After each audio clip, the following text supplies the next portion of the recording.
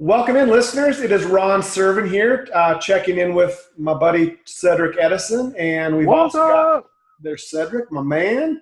We've also got an amazing guest that came to me in a conversation that we had through some accountability partnerships that Darla McKaya and I kind of had some conversations around the challenges in our life, and she actually listened into one of our podcasts a while back and thought there might be an opportunity for her to maybe bring into the conversation just how she experiences the topics or the topics that she listened to, as well as maybe some things that we can think about as men, having this conversation to be aware of kind of the questions and ideas and even answers to some of the things that we put out there to really grow and to be the best version of ourselves on this podcast, but also to give Darla a chance to be who she is as a coach, and kind of explain a little bit about that. But first of all, my buddy down below me here, Cedric Edison. How you doing, Ced? What up? What up? What up? Man, I'm good, man. I'm good. Just finishing the day off and winding it down with our show, man, which is always good. I'm like just super stoked. We got Darla. Man, we met at our live, y'all. So it's always good to kind of reconnect with the people from your tribe, that you met, and it's a pleasure to have you here. It's a pleasure to have you guys listening in, and it's always fun for me to just kind of be here and see what kind of authentic conversation we're gonna have today. So yeah, Darla, with that, just a little bit about yourself, why you're here in the man cave to experience that, and just maybe some thoughts coming into it. Just some areas that maybe an opening statement or just kind of what expectations might be in listening to our podcast. Sure. Yeah, thanks. So I'm super honored to be invited into the man cave. Feel a little out of place, but it's super cool. I think, my journey with watching both of you guys started last November at conference, at the live. And I got to see you guys. I think that was kind of your first connection together. Mm-hmm. And then you guys got on stage, I think, and it was just there's some people that just stick out when you're places, and you two really stuck out to me. So I've kind of behind the scenes watched you listen to a few of your podcasts and hopped in, and then Ron, you and I are in a group together, and so we became accountability partners. And the last one of the last episodes you did, I was listening to it, and I thought men need to know, like, from a woman's perspective. I think it's like helpful to know what women think about this type of vulnerability, because I don't think it's like, in our conferences and stuff, we see the men, that are there, and, we see you guys and you're super vulnerable, but I don't think that's necessarily a common practice. And I think sometimes men, may feel, and I could be totally wrong, but that it maybe doesn't feel like strength or like a strong leader to be vulnerable. And so Rod, I wasn't like inviting myself. I just was like, hey, you should have some women on there that are like, this is like the real thing. Like, women want this, and so I guess that's how I got on here. So anyway, very honored, but that was really my like thought as I was listening to the whole thing. I'm like, dang, men need to know that this is like an honorable thing to just sit down and share. And I think, through my experience with a lot of men, they're not as open to doing that. So that's kind of where I started, where this started. Well, first of all, we appreciate you checking out our podcast. It's always, because we never know. Sometimes we know. We had a couple people at the live event that came up and said they were kind of secret admirers from afar, so that was kind of cool. Yeah. But I think we always just try to be mindful that we don't know, who we're reaching. And I think we've always kind of kept it as, if the only thing that comes out of it is Cedric and I connecting and really pushing and holding ourselves to a higher level of expectations to be the best, men that we can be in our lives, especially, our journeys have changed, through our relationships, and, Cedric now has a son, so he's got, new responsibilities, and some of the conversations we've had before have now evolved because, things have happened differently in our lives. But, we've always tried to be aware of how these conversations could benefit not just men, but also women. And I think, not that what we put out there is what every man or every woman or whoever listens, is, may gain some insight from, but maybe it's just in conversation with somebody else that you run across, kind of like with our coaching career.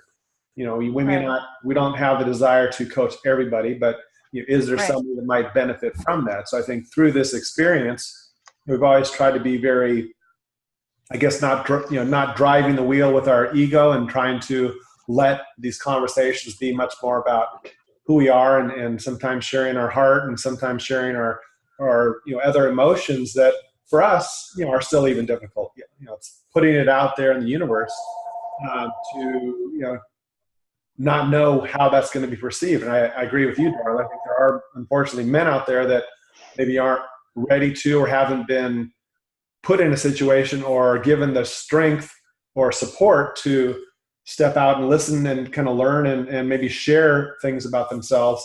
I know Cedric and I can share, and I'll let Ced talk, about just the Gentleman Revolution. And that was just more of a coaching, kind of extension of HCI Life. And then a group of men that just started, conversing there. Now it's kind of evolved into, a lot more, intimate details on struggles in our lives, not just from a coaching standpoint, but, for us to really know a little bit more about how we struggle together and how we can support each other through that practice, as well as, our coaching career. So I'm interested, Darla, I believe you've worked with a man though, right? One of your clients was, or is a man? I did. Right. I did. And it was really interesting. I mean, as with my coaching, I don't like, a lot of women are like, they focus just on women, and I'm like, hey, whoever needs what I have, I'll work with you. And so there was it was actually a really good experience, and this gentleman was very open. He was but there were times where we had a situation. Well, I'm not going to actually talk about it, but he might watch it. But yeah, it was really empowering for me too, to be able to I'm trying to word it so I'm not giving things out, but just to be able to kind of help him walk through a couple areas where there was this feeling of well, I don't deserve this. And I think we all have that, but so that was a cool experience for me, and he had a couple breakthroughs and made some good strides, and we actually only did a 4-week program, but it was a cool experience. Right. So, Ced, I can tell you've got something. You got something to ask here. Chopping it. Yeah. So it being a female and having this resonate, you want talking about the vulnerability. Do you see a big divide between the men and women I guess what I'm asking is, do you see where it's easier for women to be more vulnerable than men? Well, I really feel like women just grow up sharing emotions and feelings and using words more than a lot of men. Now, I know there's a lot of young men that talk a lot, but it's kind of that stereotype of boys kind of go over here and don't talk, and girls just share their feelings. And I think, in my experience, and obviously I'm not, I don't know everything, but in my experience, women do tend to be able to sit down with a brand new person that they've never met.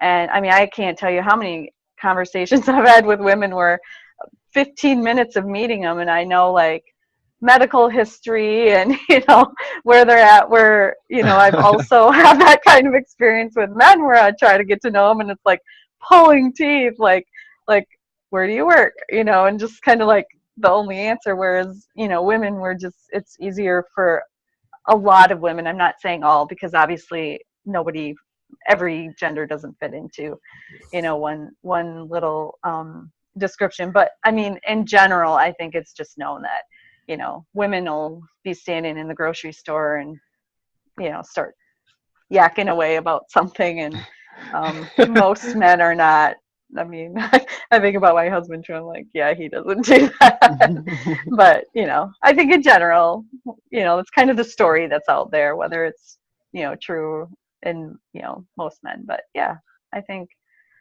it's just So, easier for women to talk about so things like that.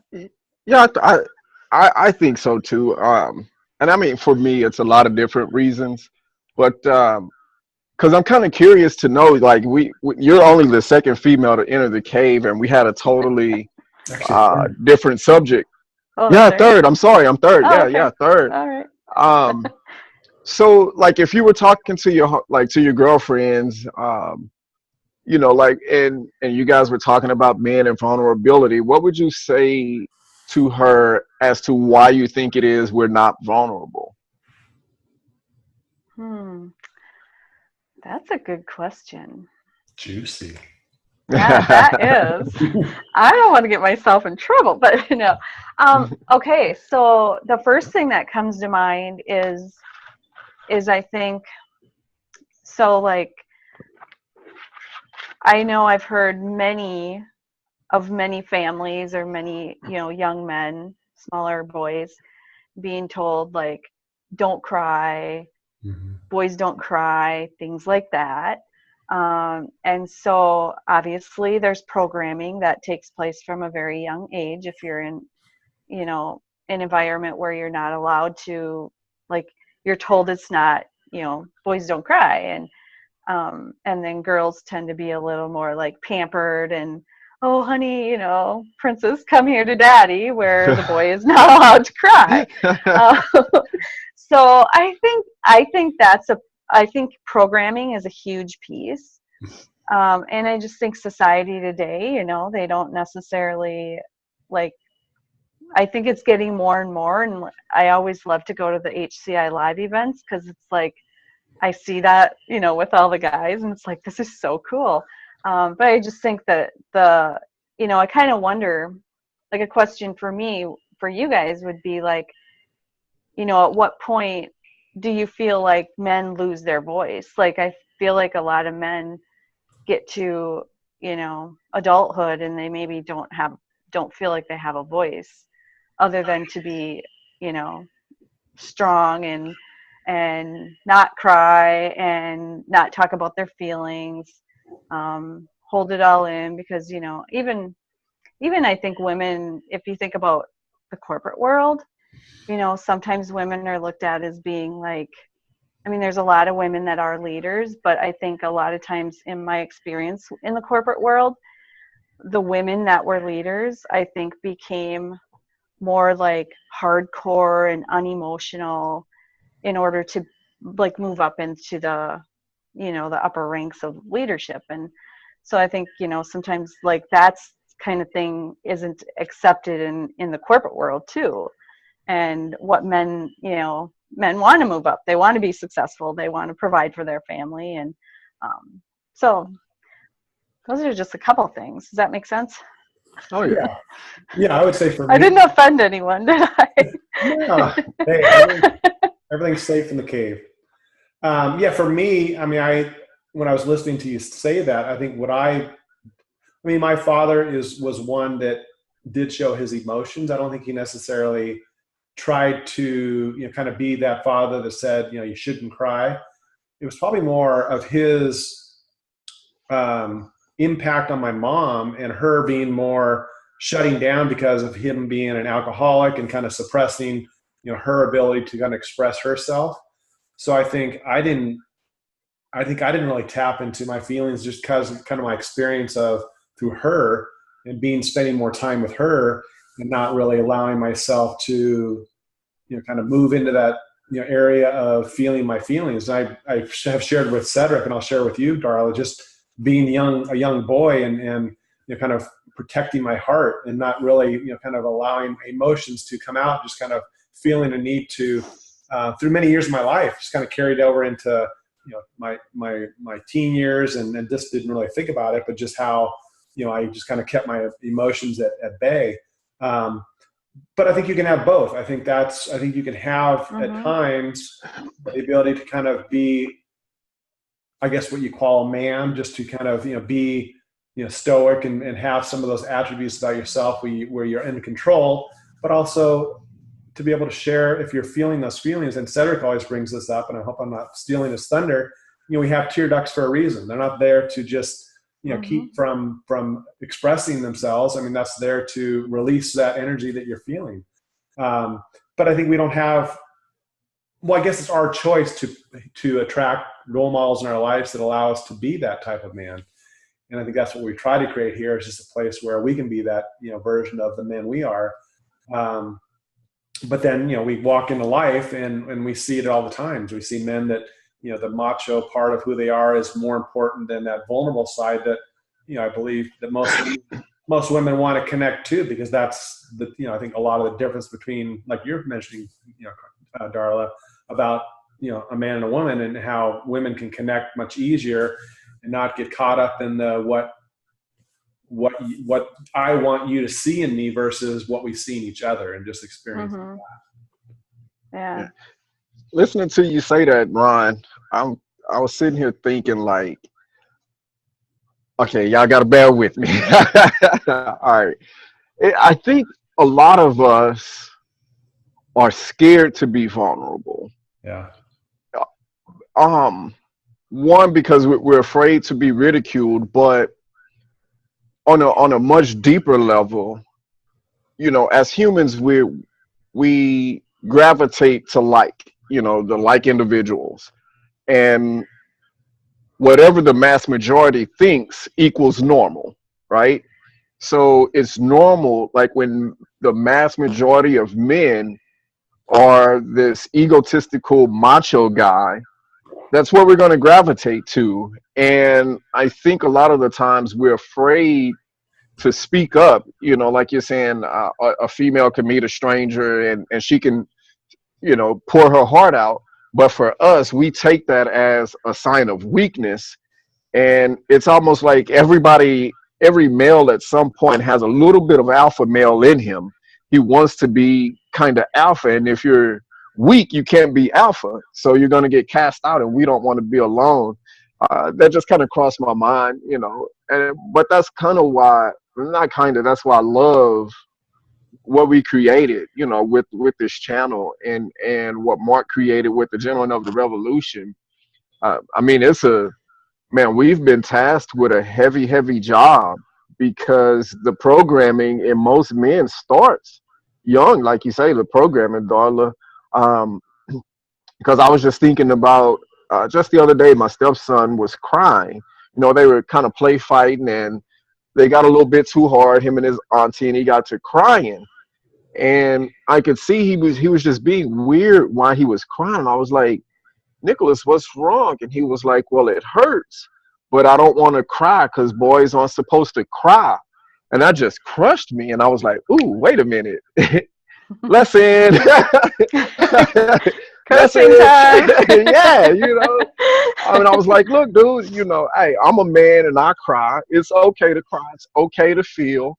But I just invite you not to linger in it. You don't want to stay in the painful place, but it is okay for us to cry.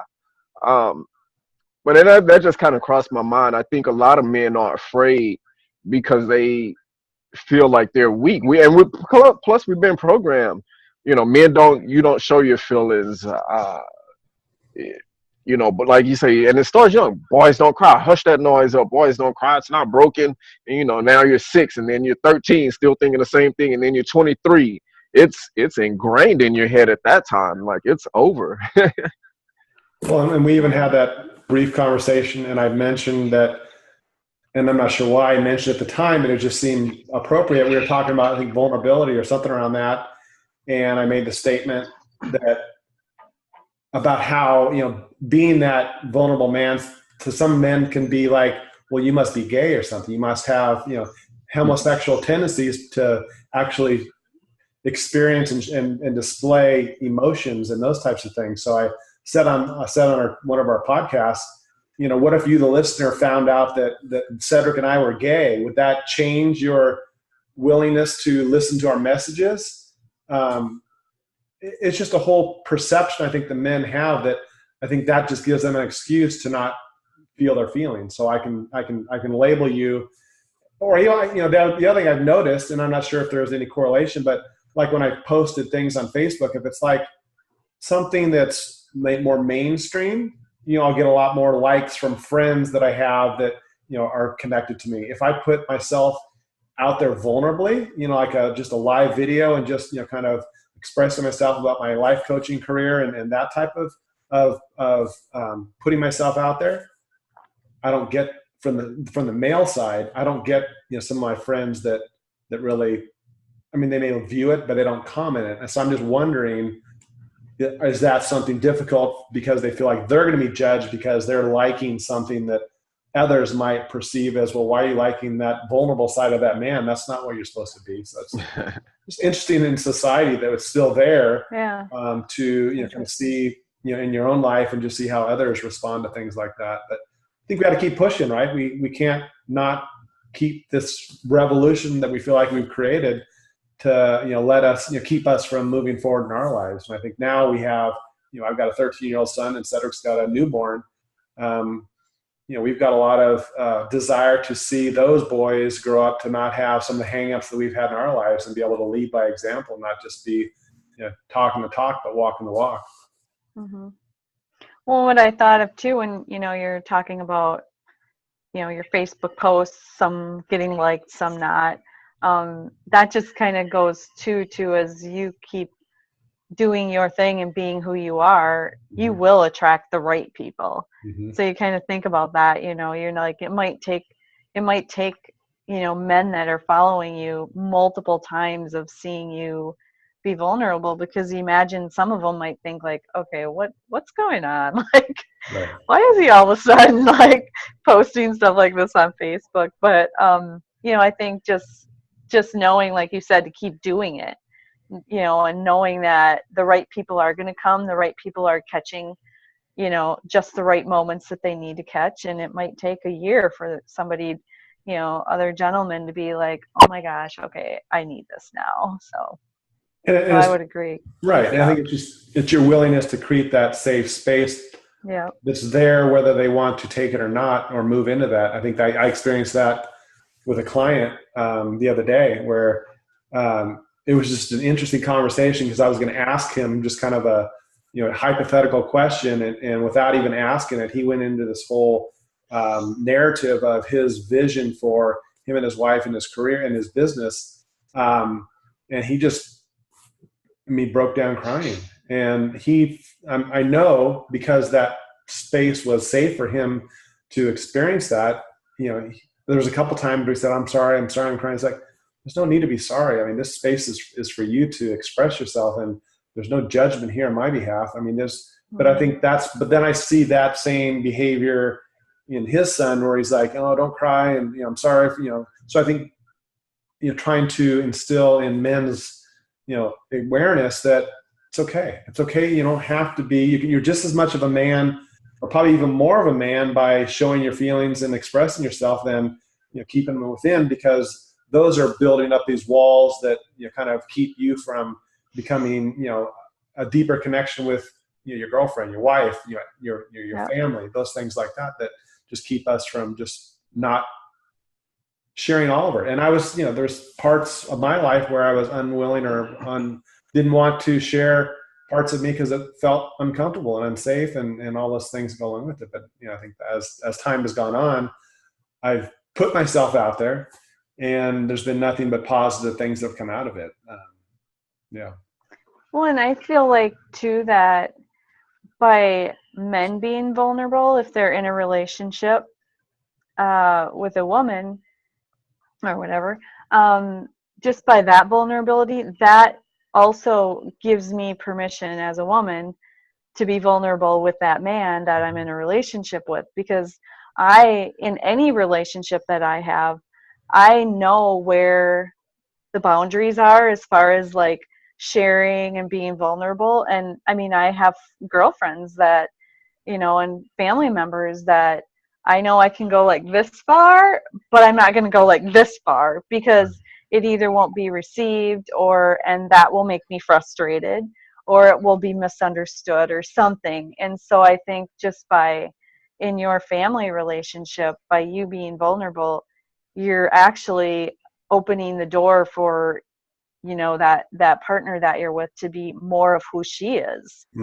and not feel like she has to hold back. Because sometimes, you know, as even though women tend to be more vulnerable, I think that we do hold back sometimes if we don't feel like that's, you know, I mean, I don't always want to be the one just blurting out, you know, just kind of like throwing up all over, or, you know, telling how I really feel if my partner's not gonna also do that once in a while. And so I just think it's a beautiful thing. It's kind of like that, like, you know, what do you call it, reciprocal or whatever. But I just think it's just such a beautiful way to strengthen any relationship that you have too, and give that other person that permission and that invitation. Really, you don't have to say it, but by your vulnerability, you're inviting that in, you know. Yeah, man, couple. Yes, because I've noticed being vulnerable in my relationship, it makes it a lot easier just to have the day-to-day dialogue around most issues you might have, and it just seems a lot more peaceful. Because in my past relationships, I really wasn't vulnerable.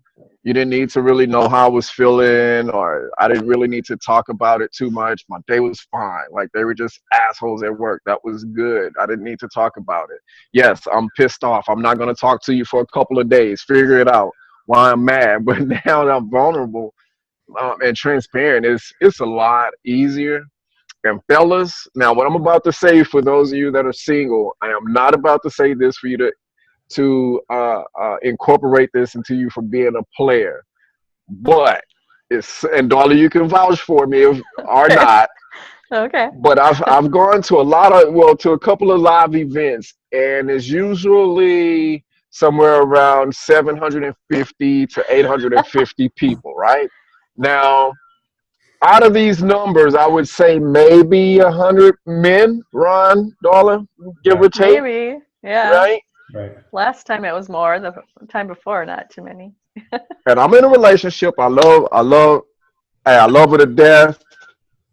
But hey, there's a lot of beautiful and hot women that came up to me and said, "Hey, I wish there were more men like you that were just being vulnerable and sharing themselves." Right. So if you're single and you're trying to catch a woman, hey, the new thing might be being vulnerable. Like, just let it all out. You might catch you one. I thought you were going to invite him to HCI. I'm like, be a health coach. We'll hook you up. Hey, you can come on down to HCI too.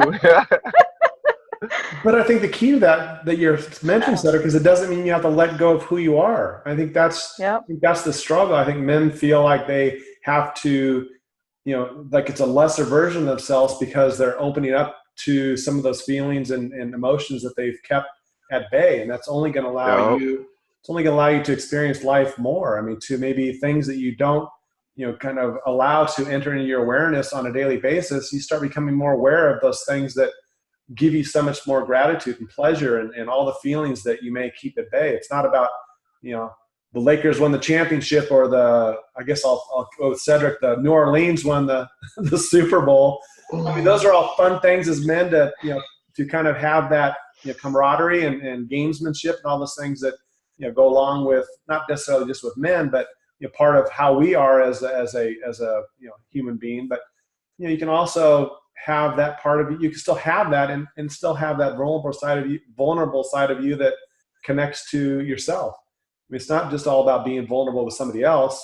It's really kind of tapping into that part of us where there's that softer side, and being soft with ourselves and being caring of ourselves. You know, we've had the conversation around self-care and, you know, some of the other things that aren't necessarily just about how we experience others, but it's also about, you know, our willingness to really, you know, allow in our experience those feelings of gratitude and you know all those things allow us to be fulfilled inside and not feel like that all these other exterior attributes are what define us as men. Yeah. And man, if for you guys that might be listening and kind of all over the place a little bit, you're not quite sure what this vulnerability thing looks like. I know from like I came up in the streets where you couldn't be vulnerable, and then in the Marine Corps where it was totally different. But let me explain it how I see it, because I used to think, man, being vulnerable, meant you're a sissy or a punk. Those were the words, man. Hey, stop being a little punk, or another p word, but we're gonna be respectful of the lady we have here, and all this other stuff. And it's not. We're not saying, hey, when you're with your lady or with your friends or with whoever, you gotta at every conversation pour your heart out and give all your deepest, darkest secrets. That's what I used to think it was all about, being vulnerable. No, man, I'm not giving up my secrets. No, no, no, no, no, no. To me, being vulnerable now is more when I'm feeling something, which means no matter what, if it's anger, if it's happiness, sadness, whatever emotion that I'm feeling, if there's another person present and we need to have a dialogue to get to another place, then it's okay to express, hey, this is how I feel, and this is why I feel X, Y, and Z. It's not saying we gotta go and say, hey, maybe I was molested and this is no, that has nothing to do with being vulnerable at the moment. But in the moment, it's just expressing your feelings. It's okay. Like if you pissed off, it's okay to say, hey, I'm pissed off. That's not the only one. Men could have the rite of passage to say either I'm angry or don't talk to me. No, if you're sad, hey, you don't have to play off like you mad. Just tell somebody, hey man, I'm not in the mood, or I'm a little down in the dumps right now. Because hell, maybe just saying that to somebody, they might have something to tell you that can lift you up. It's not some magical, soul searching or soul splurging thing you gotta do, y'all. It's just whatever. Talk about what you feel, man, and be honest. That's how I look at it. Right. Yeah, and I think too, I think when Darla came to me and brought up this topic, I think that gives insight to us as men on areas that we can become more whole in nature. And I think, when we feel like we're, kind of missing things in our life, we have to kind of search within, but we also can search through others in connection to ask those questions of our partners or women in our life. How do you feel, about what I'm giving you as a man? Are there areas that I can become more, kind of raising the bar for myself, so I'm not just, kind of feeling like I'm meeting, I'm exceeding the bar, not just setting it. And I think we have to be willing to ask sometimes those difficult questions. And I, truly appreciate Darla bringing this up to us, because I think, we've had a lot of conversations and we've had a couple women in here, but we haven't really dove into, kind of the woman's perspective on us putting these topics out there. So Yeah. I just, from the bottom of my heart, and I'd love to extend the invitation once again to Darla. I know she said she wasn't trying to put herself into being here with us, but she said, hey, you should have a woman on here. So why not you? You're an amazing woman that I've connected with, and I'd love to, kind of hear more about your thoughts on that. So I'm gonna say the invitation's open. If you've got somebody else or another topic that you'd love to throw out there, we'd love to have you back in and create some space for that. And Cedric is all. Yeah. Hell yeah. I'm gonna give you the mic, and then we'll turn it over to Darla to maybe close out. But I just appreciate this time, with you two, just the space we've created, and just our willingness to connect and put ourselves out there, and just let the universe decide where it goes. I don't know why, because we made a joke about it at the beginning. So shit, yeah, you can come back. There's our curse word for the day. All right, I'll take that. I told you it was okay. Oh, see, we just like to have a little bit of fun, but man, I would love to have you back. That was a very, very thought-provoking topic. If we haven't visited that one, that was actually that was our very first topic, I want to say. So man, it was good to kind of revisit that and get on the female side of it. So I'm along with Ron. Anytime, please don't hesitate to holler at us, and we'll plug you in. Yeah, love it. Cool. Darla, any closing comments? Well, thanks, you guys. This was super fun. But just I wanna just comment on what you said, Ron, about you don't have to lose yourself. And I think that's so key is that, by being open and willing to share of yourself, I believe that you actually become more of who you really are. Mhm. And I think that's just something to, really remember for, men and women. I mean, anyone really. It's like as you become more vulnerable and you let kind of yourself out, you're actually becoming more of who you're meant to be, which who doesn't want to be exactly who we're meant to be, right? I love that. So, anyway, so thank you guys. This Mhm. was fun. I'll keep in touch with you guys. Awesome.